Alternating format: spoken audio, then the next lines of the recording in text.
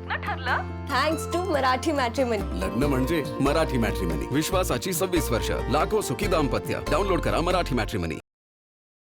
मतदारसंघ पुनर्रचना बिल नामंजूर झाल्यानंतर आता पंतप्रधान नरेंद्र मोदींनी विरोधकांवर टीका केली आहे। विरोधकांनी देशातल्या महिलांना हरवलं, याचे परिणाम भोगावे लागतील असं पंतप्रधान मोदी म्हणाले। यावर हे बिल महिला आरक्षणाचं नसून मतदारसंघ पुनर्रचनेचं होतं असं प्रियंका गांधी यांनी म्हटलेलं आहे। दरम्यान पंतप्रधान नरेंद्र मोदी रात्री 8:30 वाजता देशाला संबोधित करणार आहे।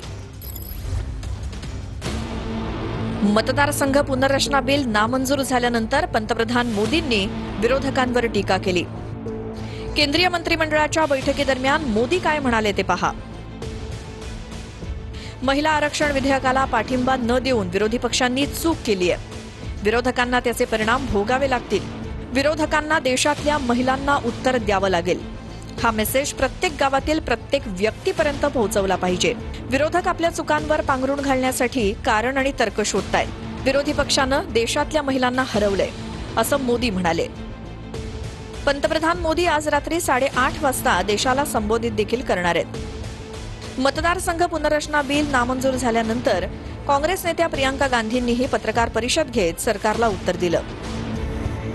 कुछ ठोस करना है तो आप 2023 में जो सर्वसहमति से जो विधेयक पास हुआ था, पारित हुआ था, सारे दलों ने उसका समर्थन किया था, उसको लाइए और उसको अभी लागू करिए। महिलाओं को हक दीजिए। घुमाकर और दूसरी चीजों के साथ उसको अटैच करके आप गुमराह करने की कोशिश मत करिए। सीधी सी बात है, इसको अभी करिए, हम सब तैयार हैं। मणिपुर में महिलाओं को देखा, किसने पूछा?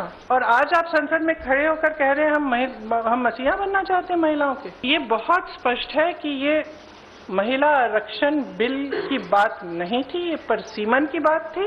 और मैं बहुत खुश हूँ, देश ने देखा कि जब विपक्ष एकजुट हो जाता है तो किस तरह से इनको हराया जाता है। सरकार कह रहे हैं कि ब्लैक डे है। ब्लैक डे इनके लिए इसलिए है क्योंकि पहली बार इनको धक्का लगा जो लगना चाहिए था। मतदारसंघ पुनर्रचना बिल नामंजूर झाल्यानंतर महाराष्ट्रातल्या सत्ताधारी पक्षांनीही आंदोलन केलं। भाजपच्या महिला नेत्यांनी दहिसर रेल्वे स्थानकाजवळ आंदोलन केलं।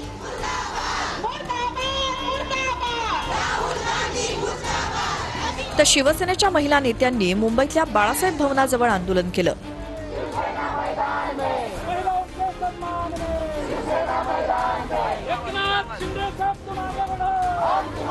850 जागा करण्याचं हे षडयंत्र होतं, ते संसदेमध्येच लोकशाही मार्गाने उधळून लावलं। हे ढोंग आणि ही भोंदूगिरी, महिलांच्या नावावरची शोषण भाजप करते जे महिलांच्या नावाखाली, त्याचा आम्ही पर्दाफाश केला। या ऐतिहासिक निर्णयाला, विधेयकाला विरोध करून काँग्रेसने जे 1996 मध्ये केलं, 70 कोटी महिला बहिणींना जे राजकीय प्रतिनिधित्व लोकसभेत आणि विधानसभेत मिळणार होतं, ते प्रतिनिधित्व काढून टाकण्याचं काम काँग्रेसने केलं। अमरावतीच्या भरतवाडा लैंगिक शोषण प्रकरणामध्ये आणखी काही खुलासे समोर आले। अयान हा लवगुरूकडून टिप्स घेत होता। त्यानं 8 मुलींना प्रेमाच्या जाळ्यामध्ये ओढल्याचं समोर आले। दरम्यान चंद्रशेखर बावनकुळेंनी नवनीत राणा, बोंडे आणि प्यारी खान यांना करत असलेल्या वक्तव्यांवरून त्यांचे कानही टोचले। लव गुरुकडून आरोपी अयानला खास टिप्स मिळायच्या अशी माहिती समोर आली आहे। हाय हॅलो नको तर थेट आप वही होना असं विचार अशी टिप्स लव गुरु द्यायचा। आप वही होना जो वहां मिलते थे अशा पद्धतीनं चॅटिंग करून अयान मुलींना बोलायला भाग पाडायचा। पोलिसांकडून अयानच्या लव गुरुचा शोध सुरू आहे। आरोपी अयानचा एका मुलीसोबत प्रेमभंग झाल्यानंतर त्यानं इतर मुलींना प्रेमाच्या जाळ्यात ओढलं। दुसऱ्या तरुणींसोबत काढलेले फोटो तो पहिल्या प्रेयसीला डिवचण्यासाठी पाठवायचा। अयाननं 8 तरुणींना आपल्या प्रेमाच्या जाळ्यात ओढल्याची माहिती समोर आली आहे। आरोपी अयान द कॅफे रॉयल 10 मध्ये मुलींना घेऊन जायचा।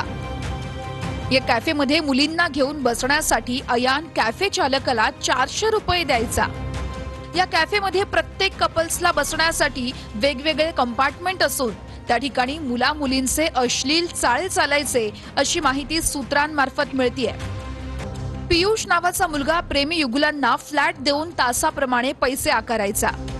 पण पियुषच्या म्हणण्यानुसार मानव सुगंधे हा आरोपी आयांना 500 रुपयात फ्लॅट उपलब्ध करून द्यायचा. दरम्यान या प्रकरणावरून नवनीत राणा, बोंडे आणि प्यारे खान करत असलेल्या वक्तव्यावरून बावनकुळेंनी झापलंय. 150 पेक्षा जास्त व्हिडिओ व्हिज्युअल एक मुलांनी आमची मुलींसोबत अत्याचार करून त्याचे व्हिज्युअल काढले. बुरकेवाले नाही, आमची पोरी. बुरकेवाल्यांचा एकही व्हिडिओ त्या 150 व्हिडिओ मध्ये नाहीये. 180 मुली यामध्ये इन्व्हॉल्ड आहेत. फक्त आता SIT झाल्यानंतर माहित होईल. 350 व्हिडिओज त्यांच्याकडे, बोंडे साहेबाकडे किंवा अजून नवनीत राणाकडे किंवा प्यारे खान जे काही स्टेटमेंट करतात आहे, त्यांना माझी विनंती आहे की मीडियाच्या माध्यमातून समाजामध्ये कोणत्याही पद्धतीचं असं वातावरण होणार नाही. पण तुमच्याजवळ जे काही पुरावे आहेत ते सर्व पोलिसांना दिले पाहिजे. नाशिकच्या TCS कंपनीमधील धर्मांतर आणि लैंगिक शोषण प्रकरणामधील एक महत्त्वाची बातमी आहे. फरार निदा खानच्या अटकपूर्व जामिनावर सोमवारी सुनावणी होणार आहे. निदा खान 11 आणि 13 एप्रिलला 2 वेळा मुंबईतील क्लिनिकमध्ये गेली होती. निदा खान वारंवार लोकेशन बदलून पोलिसांना गुंगारा देत असल्याची माहिती समोर आली आहे. निदा खानच्या पतीची काल SITनं चौकशी केली. निदा खान नातेवाईकांकडे गेल्याची पतीची माहिती आहे.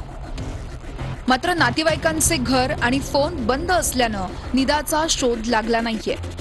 निदा खान वारंवार लोकेशन बदलून पोलिसांना गुंगारा देत असल्याची माहिती आहे. मुंब्र्यातील ब्लॉसम क्लिनिकमध्ये निदा खान उपचार घेत होती. 11 आणि 13 एप्रिलला निदा 2 वेळा या क्लिनिकमध्ये गेली होती. निदा खाननं अस्वस्थ वाटत असल्याचं लीव्हसाठी पत्र देण्याची डॉक्टरला विनंती केली होती. डॉक्टर आझमी यांनी निदा खान गर्भवती असून तिला आठवडाभर आरामाची गरज असल्याचं पत्र लिहून दिलं.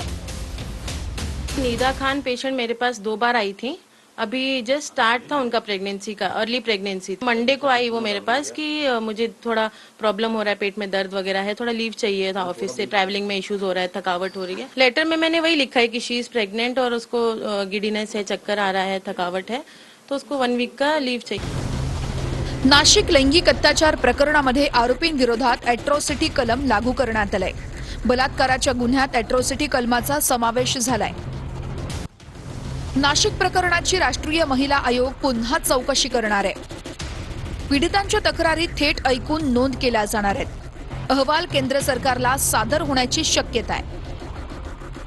व्हॉट्सअप ग्रुपमधून धर्मांतराचा कट उघड झालाय. SIT तपासात माहिती समोर आली आहे. आरोपींचे मोबाईल, लॅपटॉप जप्त करून क्लोनिंग करण्यात आलंय.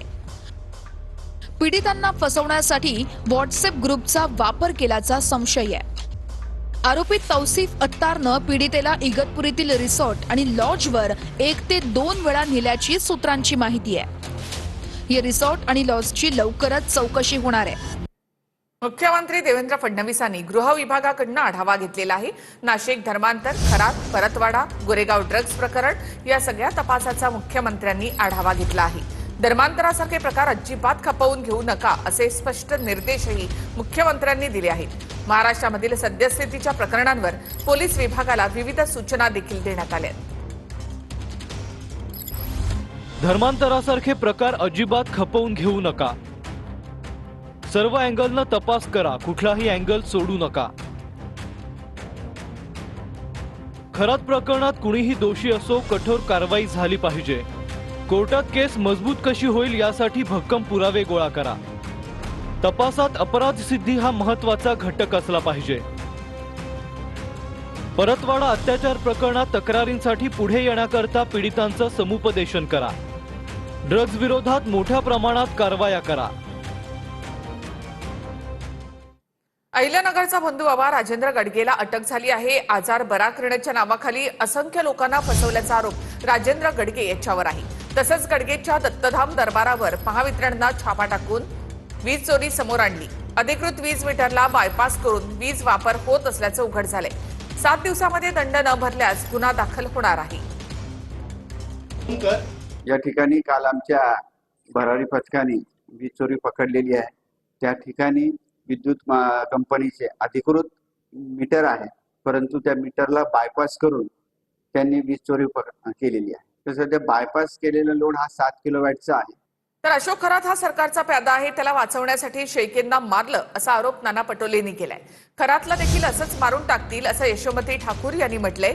चौकशी भरकटवण्याचा काहींचा हा प्रयत्न असल्याचं प्रत्युत्तर यावर चंद्रशेखर बावनकुळे यांनी दिलं आहे. जितेंद्र शेळकेंच्या अपघात प्रकरणात काँग्रेस नेते नाना पटोलेंनी गंभीर आरोप केले. अशोक खरात हा सरकारचा प्यादा असल्यामुळे त्याला वाचवण्याचा प्रयत्न सुरू झालाय आणि त्याला वाचवण्यासाठीच जितेंद्र शेळकेंना मारलं गेलंय असा आरोप नाना पटोलेंनी केला. बंधू बाबा अशोक खरातचं काय झालं?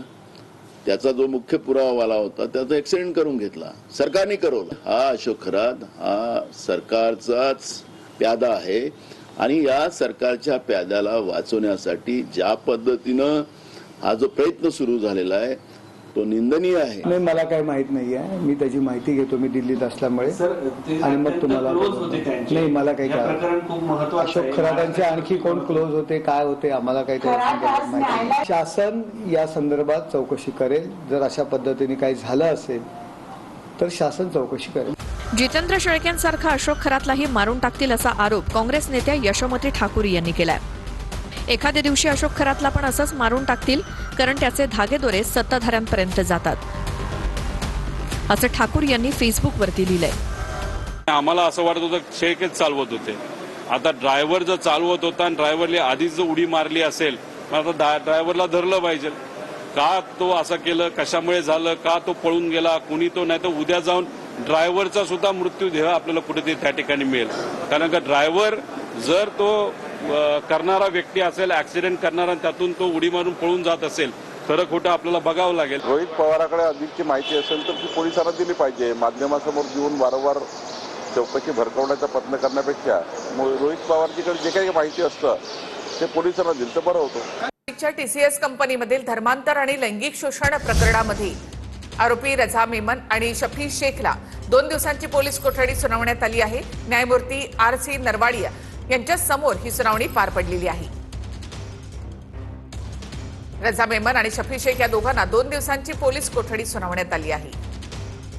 लग्न ठरलं थँक्स टू मराठी मॅट्रिमनी. लग्न म्हणजे मराठी मॅट्रिमनी. विश्वासाची 26 वर्ष, लाखो सुखी दाम्पत्य. डाउनलोड करा मराठी मॅट्रिमनी.